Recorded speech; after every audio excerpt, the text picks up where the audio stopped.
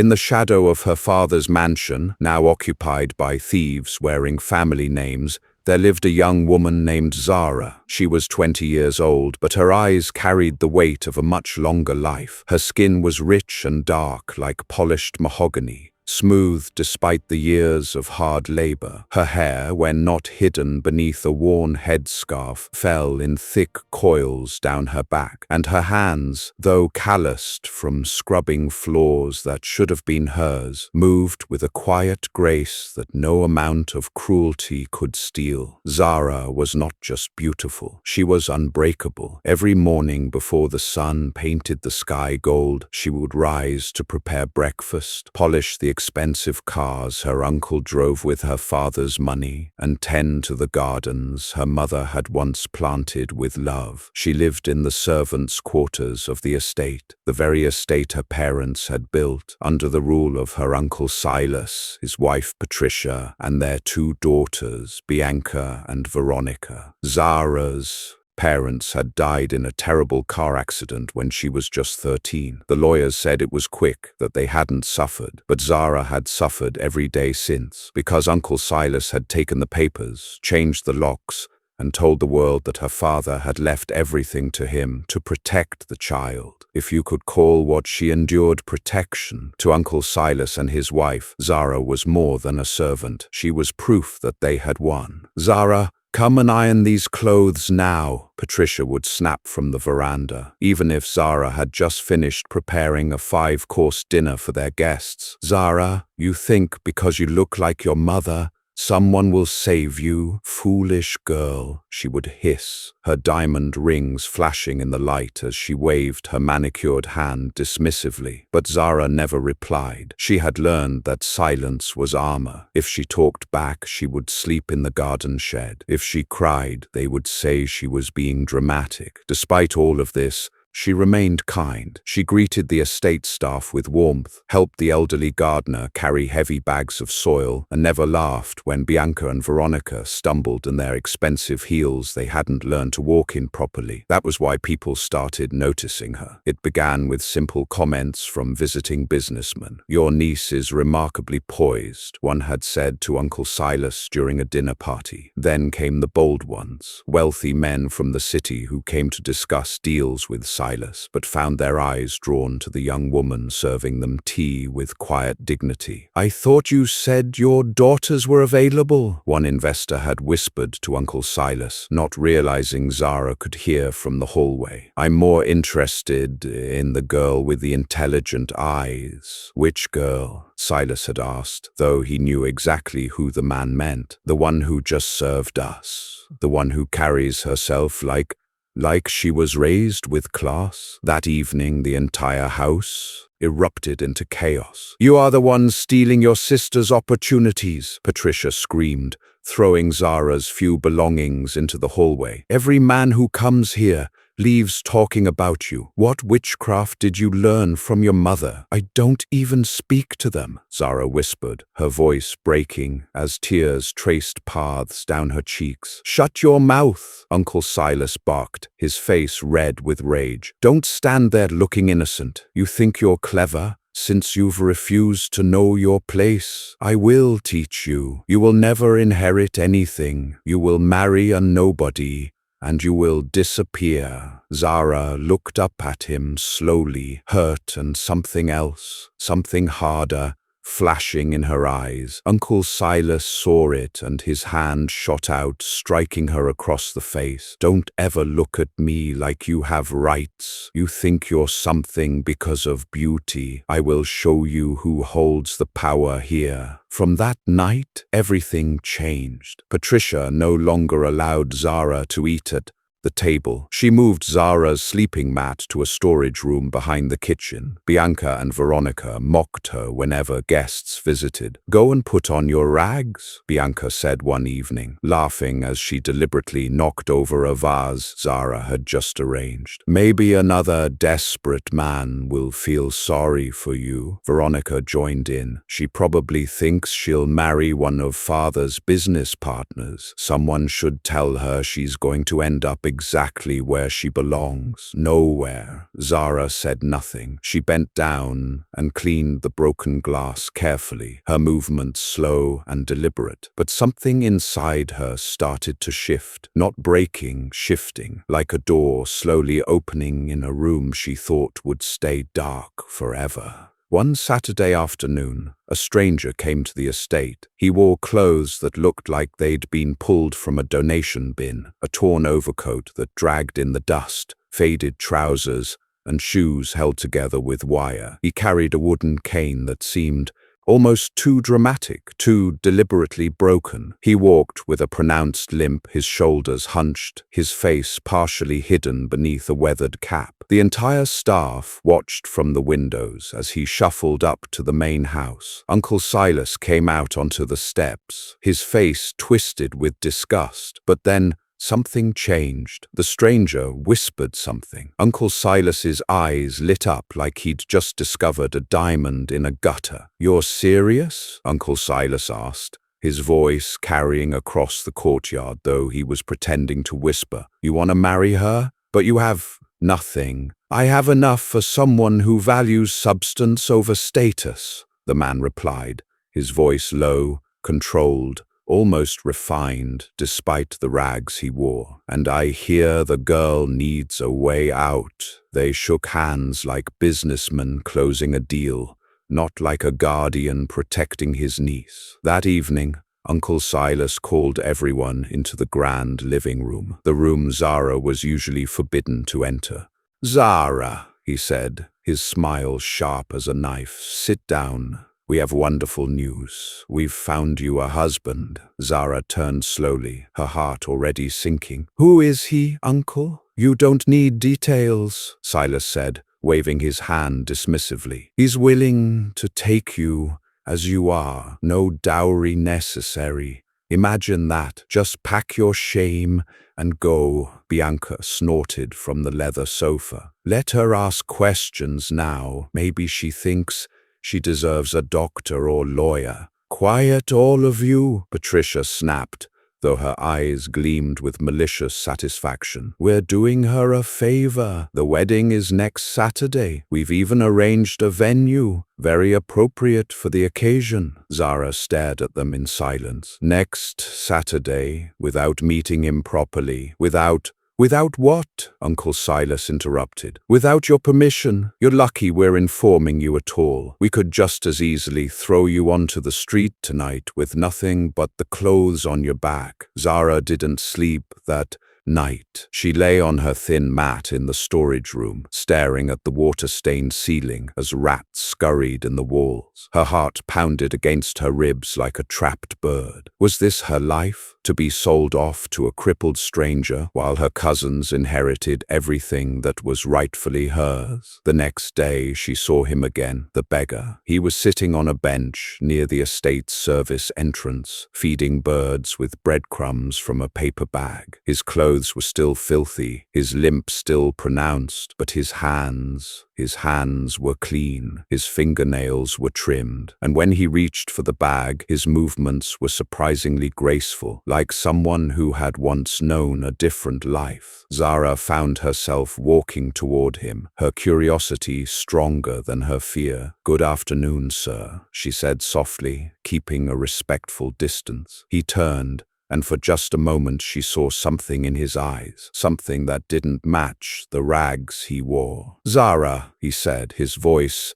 gentle, "how are you holding up? You know my name. I heard your uncle shouting it yesterday. Hard not to." She almost smiled despite herself. "You're the man they're forcing me to marry." "Yes." She looked down at her worn shoes. "Why me? Why would you agree to this?" "Because you're different," he said simply. She blinked, confused. "Different how?" He smiled but said nothing. Then he stood, and for a brief second his back straightened completely before he caught himself and resumed the hunched posture. He picked up his cane, "See you Saturday, Zara," he said before limping away slowly. Zara stood there for a long time, her mind racing. That evening, her cousins cornered her in the hallway. "I heard you were chatting with your beggar prince," Veronica mocked, her voice dripping with false sweetness. Zara said nothing. "You better get used to eating scraps," Bianca added, examining her fresh manicure. "I doubt he can even afford a proper meal." Still, Zara said nothing, but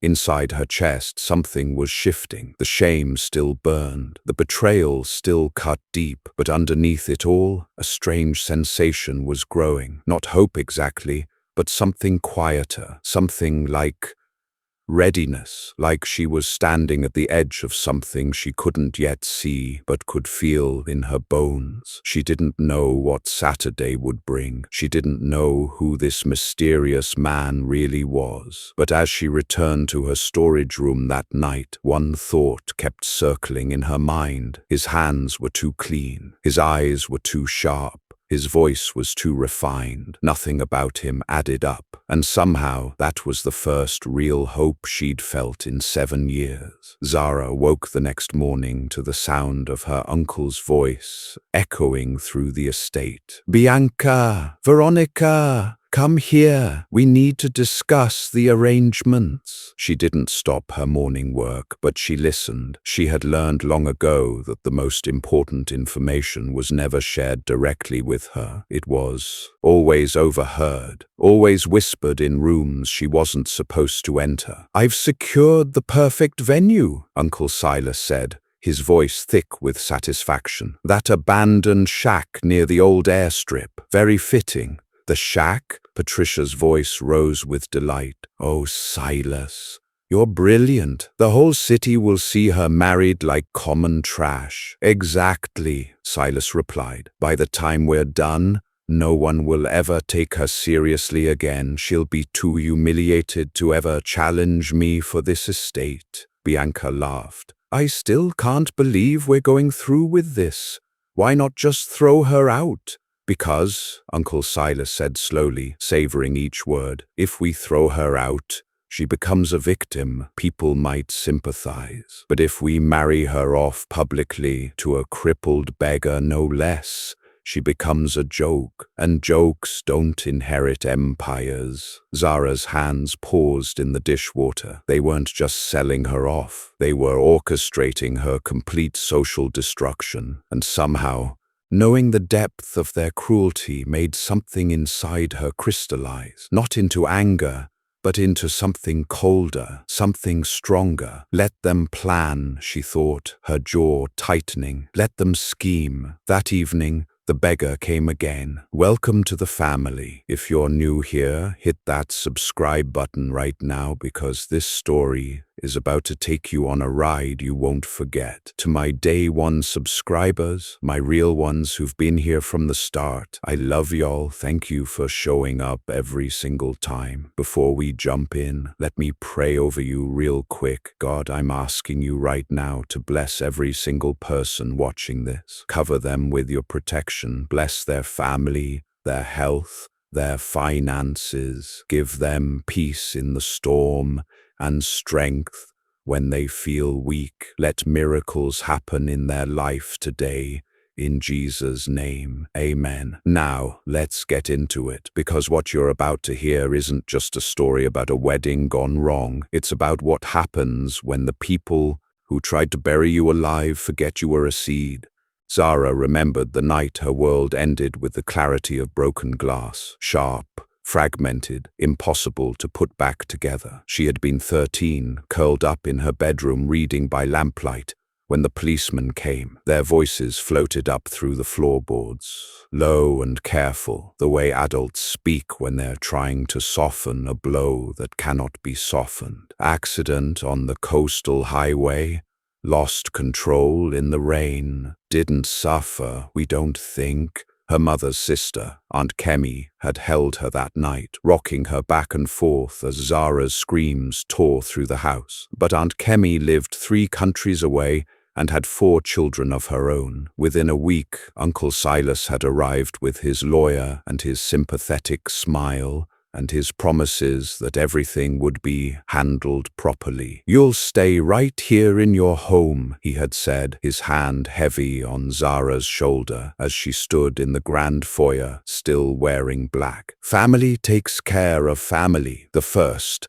month, he had been almost kind. He let her keep her room, eat at the table, attend her expensive private school. But Zara noticed small things disappearing: her father's watches, her mother's jewelry, paintings from the hallway. When she asked about them, Uncle Silas smiled that sympathetic smile. "We're liquidating assets to cover the funeral costs, sweetheart. Your parents had debts you didn't know about." It was a lie. Zara would learn this years later when she found old bank statements hidden in the library. Her father had been a millionaire, a mother an architect who owned 3 properties outright. But at 13, grieving and confused, she had believed him. By the second month, Patricia had arrived with Bianca and Veronica, their suitcases expensive and numerous. "We're moving in to help take care of you," Patricia had announced, already rearranging furniture like she owned the place. By the third month,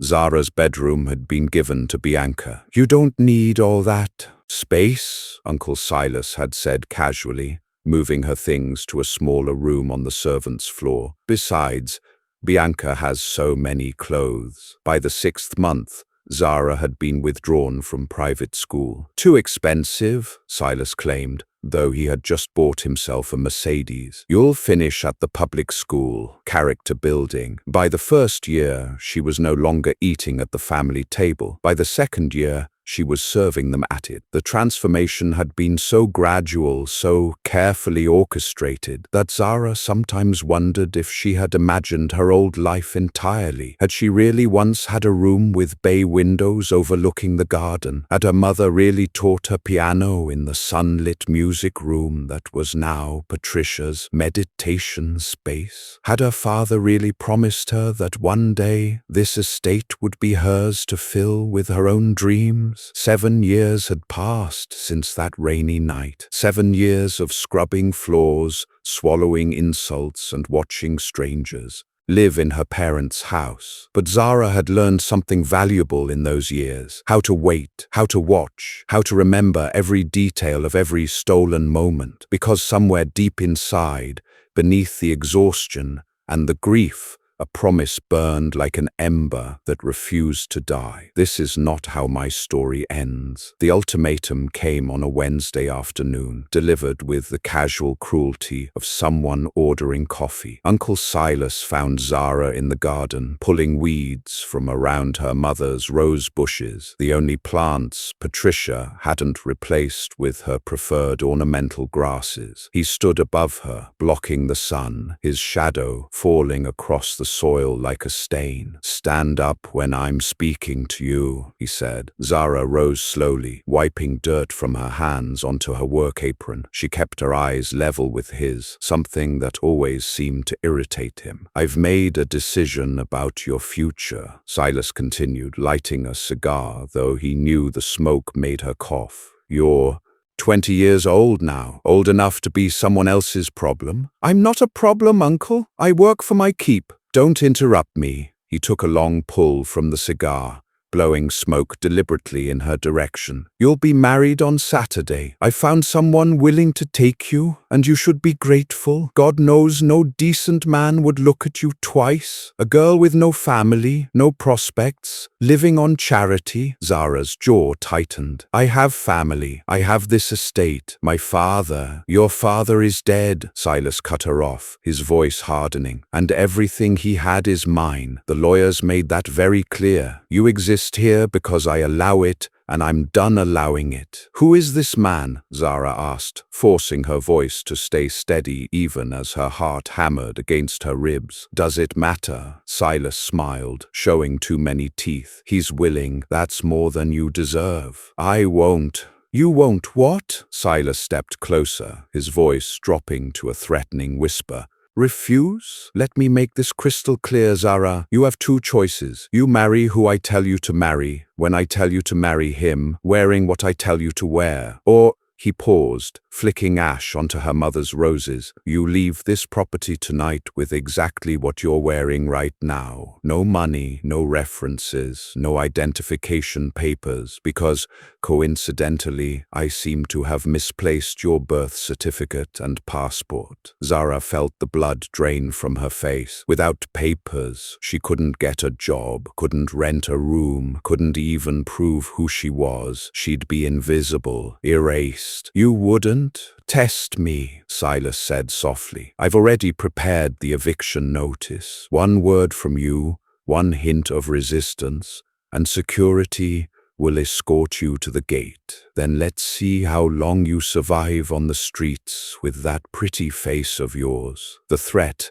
hung in the air between them, ugly and unmistakable. Zara knew what happened to young women alone in the city with nothing. She'd seen them, hollow-eyed and desperate, standing on corners, making impossible choices just to eat. "The wedding is Saturday at noon," Silas continued, his tone casual again now that he'd made his point. "We've arranged a lovely venue, very appropriate for your station. The whole community is invited. Wear white. I insist. After all, we wouldn't want people saying I didn't give you a proper wedding." He turned to leave, then paused. "Oh, and Zara, if you try to run, I'll find you. And I promise the consequences will make this conversation look like kindness." Zara stood alone in the garden, the scent of roses mixing with cigar smoke, and realized she was trapped, not by walls or locks, but by something far more effective, complete powerlessness, or so her uncle thought. Zara found him 2 days before the wedding, sitting alone behind the estate's old stables where the staff took their breaks. She hadn't gone looking for him,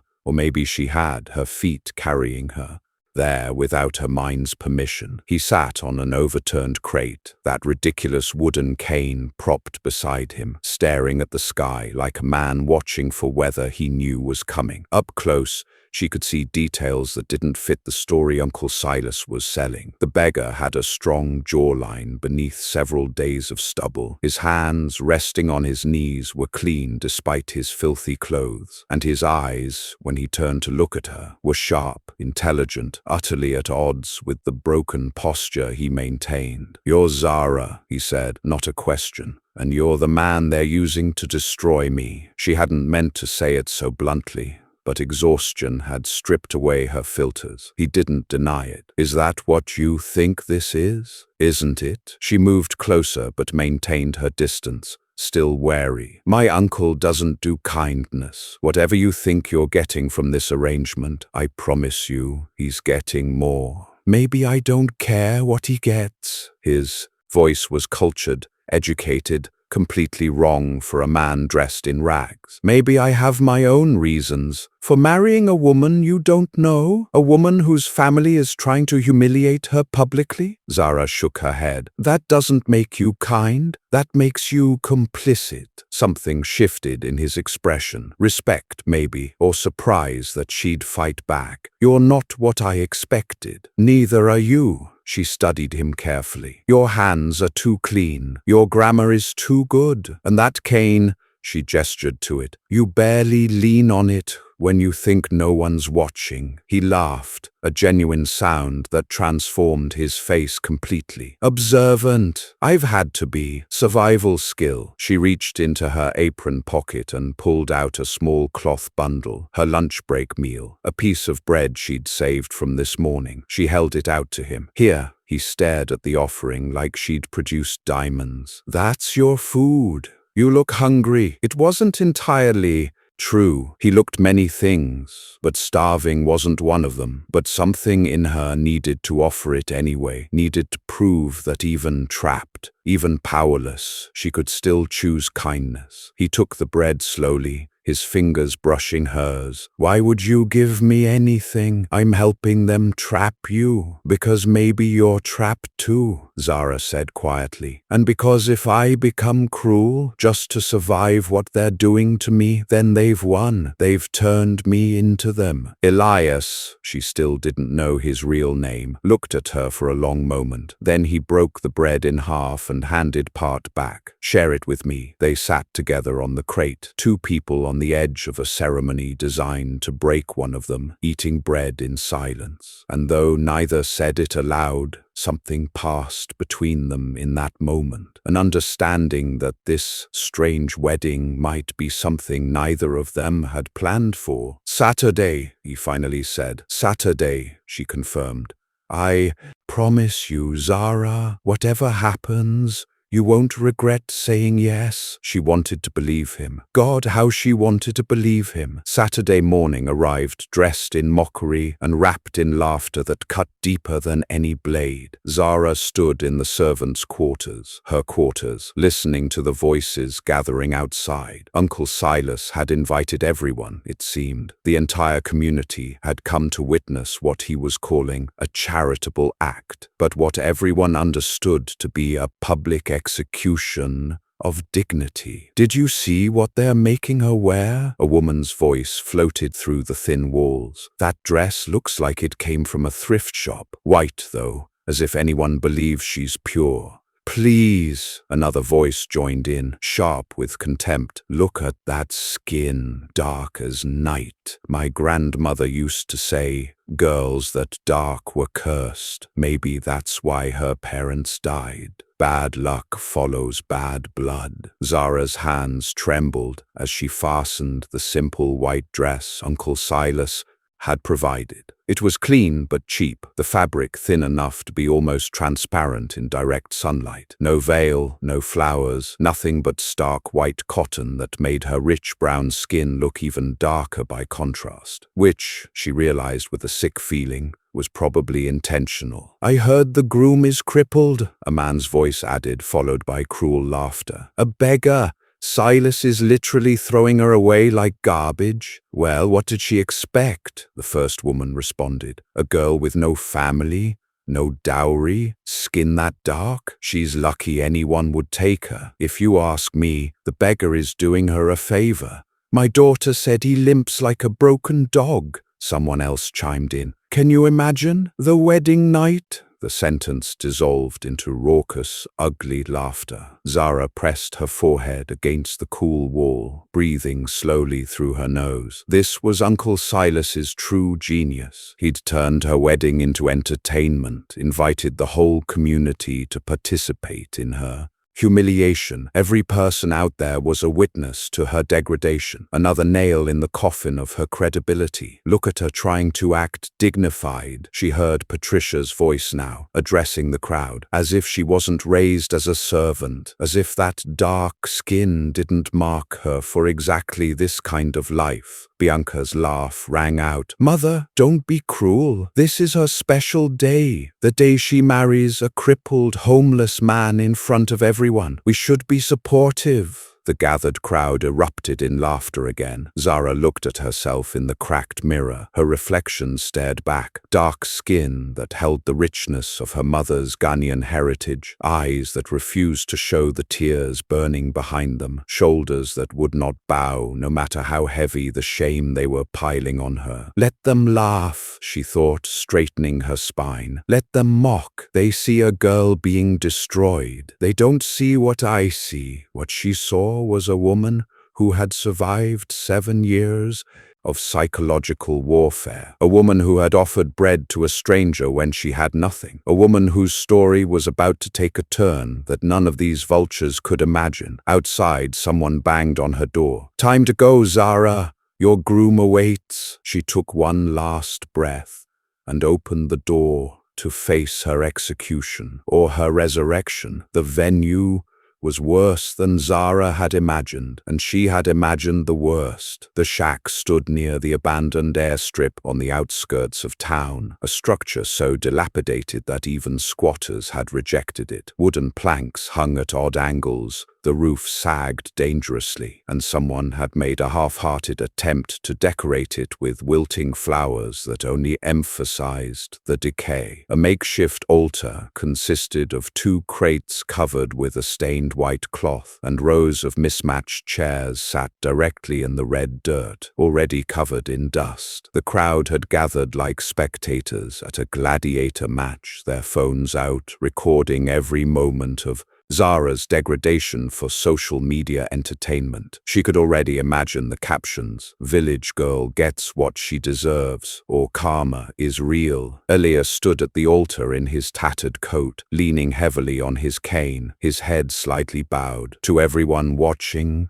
he looked exactly like what Uncle Silas had advertised: a broken man accepting charity marriage. Zara walked alone through the dirt aisle. No father to give her away, no bridesmaids, no music, just the sound of her own footsteps and the whispered commentary of the crowd. Look at her, still trying to walk with her head up. That dress is so cheap I can see through it. This is embarrassing. If I were her, I'd run. But Zara didn't run. She walked steadily toward Elias, her eyes fixed forward, her jaw set. When she reached him, he looked at her, really looked at her, and something in his gaze steadied her trembling hands. Before the officiant could begin, Uncle Silas stepped forward, raising his hands for silence. Of course he wanted to make a speech. Of course he needed to narrate her humiliation for maximum impact. "Friends, neighbors, family," Silas began, his voice carrying across the makeshift venue with practiced ease. "Today is a special day, a day of charity, of grace, of finding one's rightful place in the world." The crowd murmured appreciatively. "My niece Zara," he gestured to her like a showman presenting a curiosity, "has lived under my roof for 7 years. 7 years of care, of feeding, of shelter, and now she has the incredible fortune of finding a husband willing to accept her as she is." He turned to Elias, his smile patronizing. "This gentleman, despite his own challenges, has agreed to take Zara into his life. It's a beautiful example of how charity flows in all directions. The poor helping the poor, the broken helping the broken." Several people actually applauded. "Some might say this is beneath her station," Silas continued, his voice dripping with false sympathy. "But let's be honest, this is her station. A girl with no family wealth, no education, no prospects, marrying a man of similar circumstances. It's actually quite perfect, balanced, fair." He paused for effect. "Today Zara finds her rightful place, not above her circumstances but within them. And isn't that what we all need, to accept reality?" The crowd nodded sagely, as if Silas had just dispensed profound wisdom instead of choreographed cruelty. Zara felt Elias's hand find hers, his grip surprisingly strong for a man supposedly broken. "They have no idea what's coming," he whispered, so quietly only she could hear. And somewhere in the distance a sound began to build, a low rumble that seemed to shake the very air. The officiant had just opened his mouth to begin the vows when the sound cut through the air like a blade through silk. At first it was distant, a low rumble that could have been thunder, except the sky was cloudless and blue. The crowd shifted uncomfortably, looking around for the source. The officiant paused mid-sentence, his Bible lowering slightly as the sound grew louder, deeper, impossible to ignore. Then someone screamed, "Look up!" Zara's head snapped back, her eyes searching the sky, and there it was, a massive private jet, sleek and black as midnight, descending toward the airstrip behind the shack with the kind of aggressive confidence that suggested it owned whatever space it occupied. The engines roared louder as it approached, and suddenly everyone understood what was happening. This wasn't passing overhead, this was landing, here, now. "What the hell?" Uncle Silas stumbled backward, his carefully rehearsed composure cracking like cheap paint. The jet touched down on the dusty runway, its wheels hitting the ground with a thunderous impact that shook the earth beneath their feet. The engines reversed thrust, creating a massive wall of sound that drowned out everything: the officiant's protests, the crowd's confused shouts, Patricia's shrieking. Then came the dust. The jet's powerful engines kicked up a tornado of red dirt that swept across the ceremony like divine retribution. The makeshift flowers tore from their arrangements and tumbled through the air. The white cloth on the altar lifted and flew away like a ghost. People screamed, covering their faces, running for shelter that didn't exist. Zara stood frozen in place, her cheap white dress whipping around her legs,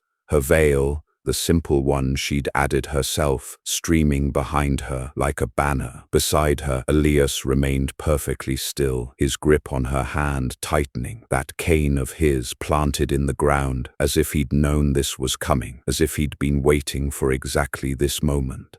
The jet rolled to a stop not 50 feet from the wedding party, its presence so overwhelming that the dilapidated shack looked like a children's toy in comparison. The engines powered down to a low whine, but the silence they left behind was even more deafening than the noise had been. Through the settling dust, figures emerged from the aircraft. Men in sharp black suits with earpieces and expressionless faces, clearly security. They descended the stairs with military precision, forming a perimeter around the jet's entrance. The crowd had gone completely silent now, their phones still recording but their mouths hanging open in shock. This wasn't part of the humiliation Uncle Silas had planned. This was something else entirely. Zara felt Elias release her hand. She turned to look at him, and her breath caught in her throat.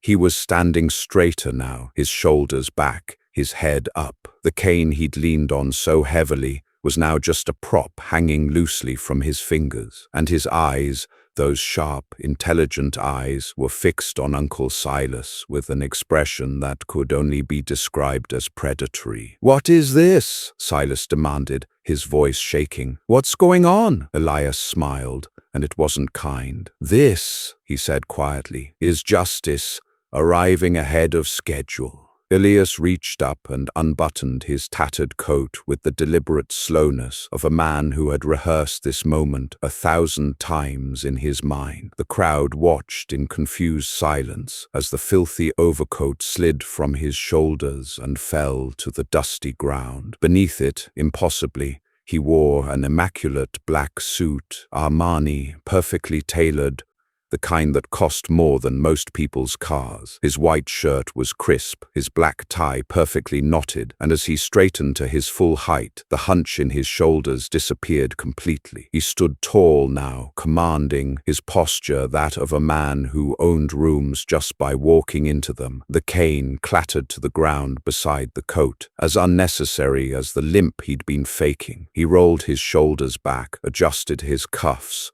and turned to face the security team that had emerged from the jet. "Sir," the lead security officer said, approaching with a tablet, "we're ready when you are." "Thank you, James." Elias's voice had changed too, no longer the soft, humble tone of a broken man, but confident, cultured, carrying the weight of someone accustomed to being obeyed. He took the tablet, glanced at it briefly, and handed it back. Uncle Silas had gone white as chalk. You're...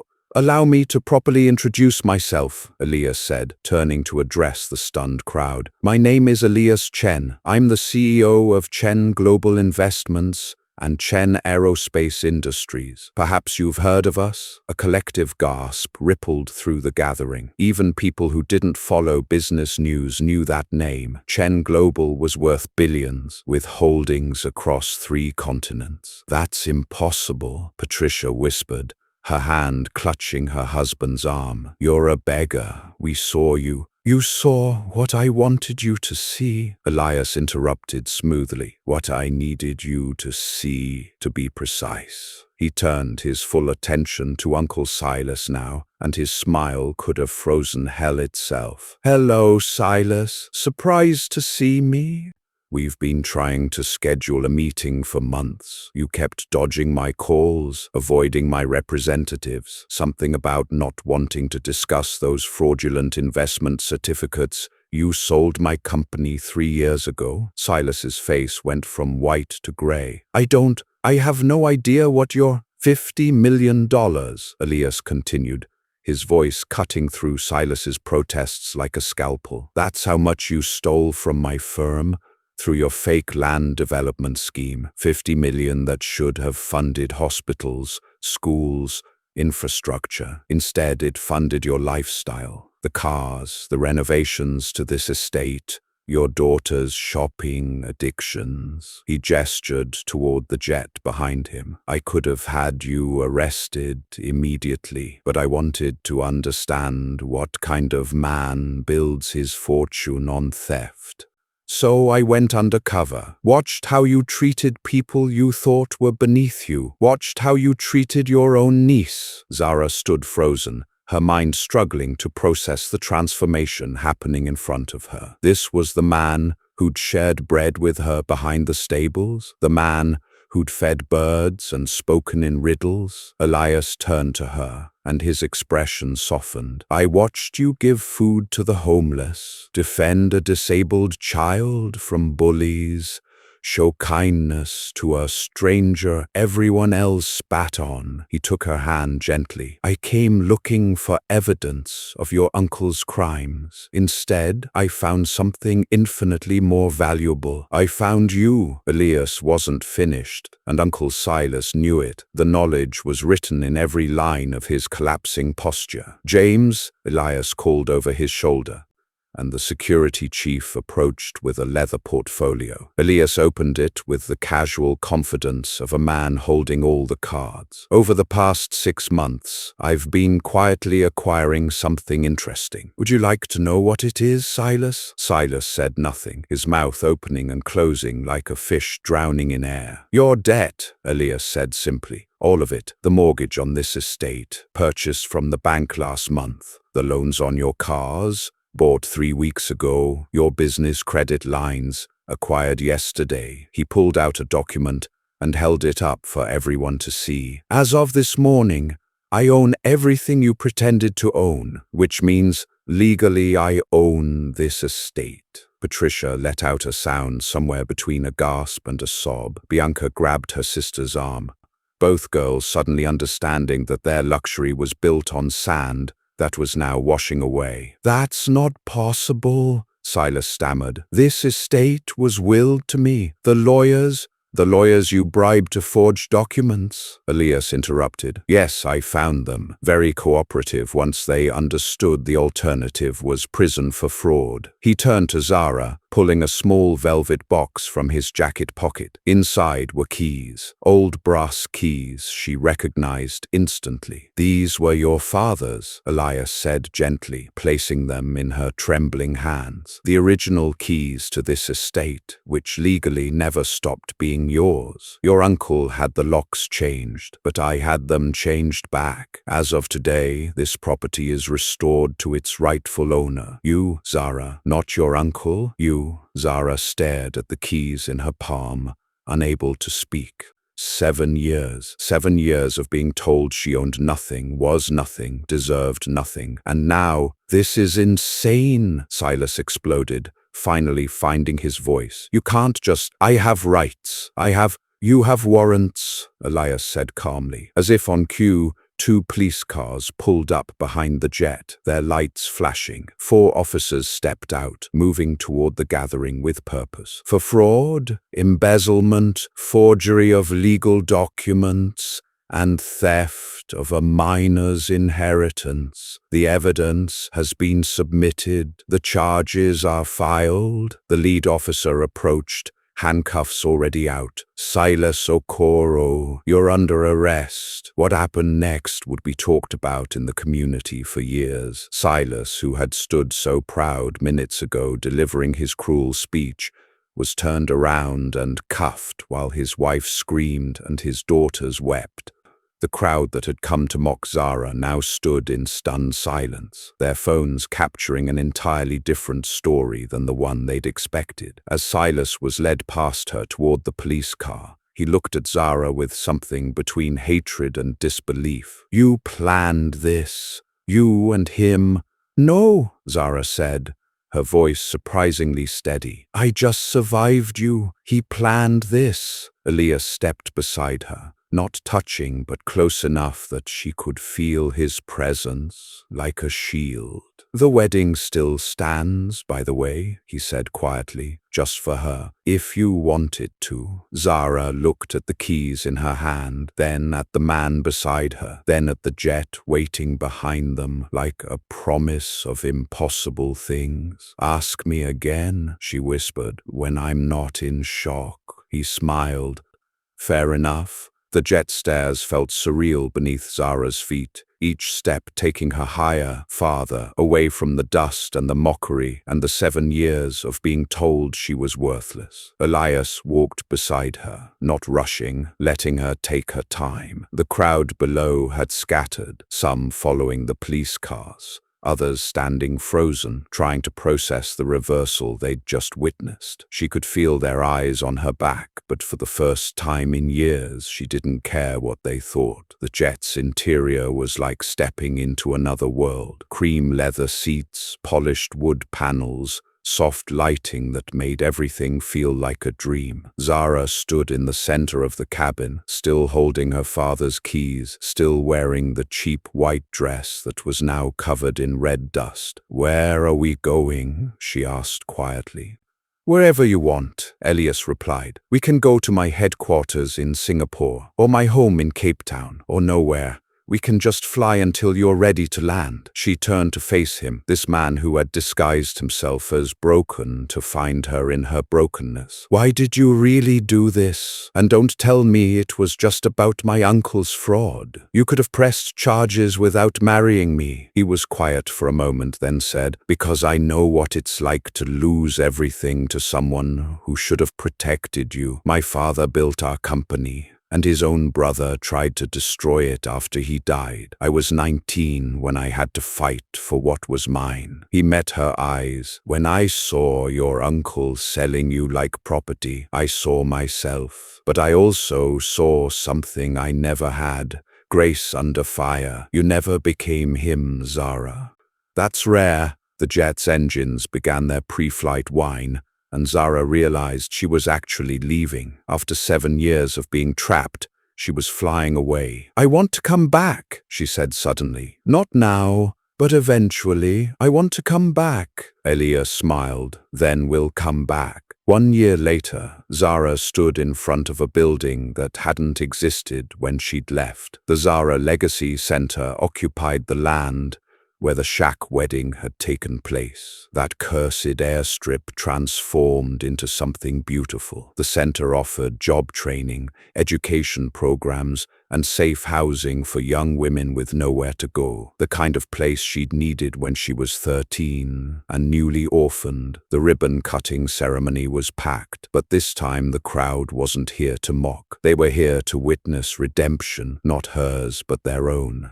Many had come to apologize, to explain, to ask forgiveness for their silence while she suffered. Zara, now dressed in a tailored blue suit, her natural hair styled in elegant twists, her ring finger bearing the diamond Elias had given her 6 months into their genuine courtship, held the scissors steady. "This center isn't about revenge," she told the gathered crowd, her voice carrying across the space where she'd once stood in a cheap dress being sold for sport. "It's about making sure no other girl has to endure what I did. It's about transforming pain into purpose." She cut the ribbon, and the crowd applauded. Genuinely this time, Elias stood beside her, no longer pretending to be anything but who he was. And Zara finally understood. She hadn't been rescued. She'd been seen, and sometimes being truly seen is the most powerful rescue of all. What we learn from this is that your true value is never found in what you own, but in how you treat people who can't do anything for you. Greed and cruelty are boomerangs that always come back around. But when you choose kindness, even when the world is cruel to you, when you refuse to let bitterness poison your heart, that's when something powerful happens. Your character becomes your currency, your integrity loyalty becomes your inheritance, and eventually that heart that refused to break will find its wings and fly higher than those who tried to keep you down could ever imagine. Now, we want to hear from you. What did you think of Zara and Elias's journey? What was your favorite moment? Share your thoughts in the comments. We would love to know which scene gave you chills the most, and which one moved you to tears. On a scale of 0 to 10, what rating would you give this revenge to redemption story? And if you loved following each chapter of My Uncle Sold Me to a Crippled Beggar to Humiliate Me, then a private jet arrived. Do not forget to subscribe to the channel. Turn on notifications to receive more emotional, powerful, and inspiring stories like this one. Leave a like if you are cheering for Zara's triumph and her journey with Elias. Comment which moment hit you hardest, the wedding humiliation or the private jet reveal. We will see you in the next story, because everyone deserves to see justice served and kindness rewarded.